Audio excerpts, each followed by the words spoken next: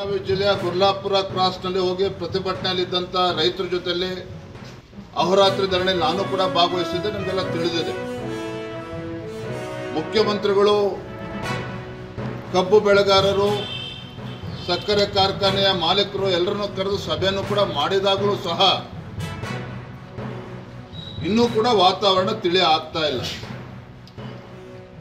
ಬೀದರ್ ಇರ್ಬೋದು, ಬಾಗಲಕೋಟೆ ಇರ್ಬೋದು, ಬೇರೆ ಬೇರೆ ಜಿಲ್ಲೆಗಳಿಗೆ ಕಬ್ಬು ಬೆಳೆಗಾರರ ಪ್ರತಿಭಟನೆ ದಿನೇ ದಿನೇ ಹೊತ್ತು ಕಾವೇರ್ತಾ ಇದೆ. ನಾನು ಮುಖ್ಯಮಂತ್ರಿಗಳೆಲ್ಲ ಆಗ್ರಹ ಪಡಿಸ್ತೇನೆ, ನಿಮ್ಮ ಒಳ ಜಗಳವನ್ನು ಬದಿಗಿಟ್ಟು ರೈತರ ಹಿತಾಸಕ್ತಿಯನ್ನು ಕಾಪಾಡುವಂತ ನಿಟ್ಟಿನಲ್ಲಿ ಒಂದು ಸೂಕ್ತ ನಿರ್ಧಾರವನ್ನು ತೆಗೆದುಕೊಳ್ಬೇಕು. ಬೇರೆ ಬೇರೆ ಜಿಲ್ಲೆಗಳಲ್ಲಿ ಏನು ಪ್ರತಿಭಟನೆ ಮಾಡ್ತಾ ಇದ್ದಾರೆ, ನಿಮ್ಮ ಉಸ್ತುವಾರಿ ಸಚಿವರನ್ನು ದಯವಿಟ್ಟು ಅಲ್ಲಿ ಕಳಿಸ್ಕೊಡಿ. ರಾಜ್ಯದಲ್ಲಿ ನೆರೆ ಇದ್ದಂಥ ಪರಿಸ್ಥಿತಿ ಸಂದರ್ಭದಲ್ಲೂ ಕೂಡ ನಿಮ್ಮ ಉಸ್ತುವಾರಿ ಸಚಿವರು ಬೆಂಗಳೂರಿನಲ್ಲಿ ಮಲ್ಕೊಂಡಿದ್ರು. ಇವತ್ತು ಕಬ್ಬು ಬೆಳೆಗಾರರು ಹೋರಾಟ ನಡೆಸ್ತಾ ಇದ್ರು ಕೂಡ ಇದ್ರ ಬಗ್ಗೆ ಯಾರು ಕೂಡ ಚಕಾರವನ್ನು ಎತ್ತಾ ಇಲ್ಲ.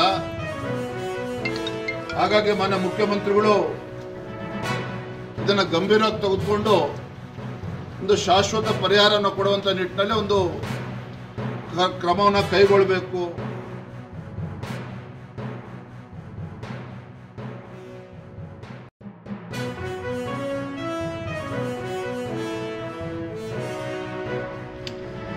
ಇಂಥ ಉಗ್ರವಾದಿ ಸಂಘಟನೆಗಳು ಇಷ್ಟು ಕೆಟ್ಟದಾಗಿ ನಡ್ಕೊಳ್ತಾ ಇರಬೇಕಾದ್ರೆ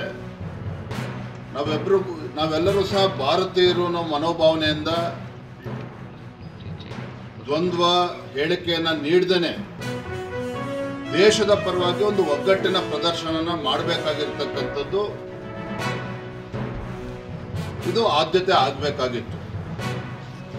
ಆದರೆ ದುರಂತ ಅಂತ ಹೇಳಿದ್ರೆ ರಾಹುಲ್ ಗಾಂಧಿ ಅವರು, ವಿರೋಧ ಪಕ್ಷದ ನಾಯಕರು ರಾಹುಲ್ ಗಾಂಧಿ ಅವರು ಈ ಕ್ಷಣದವರೆಗೂ ಸಹ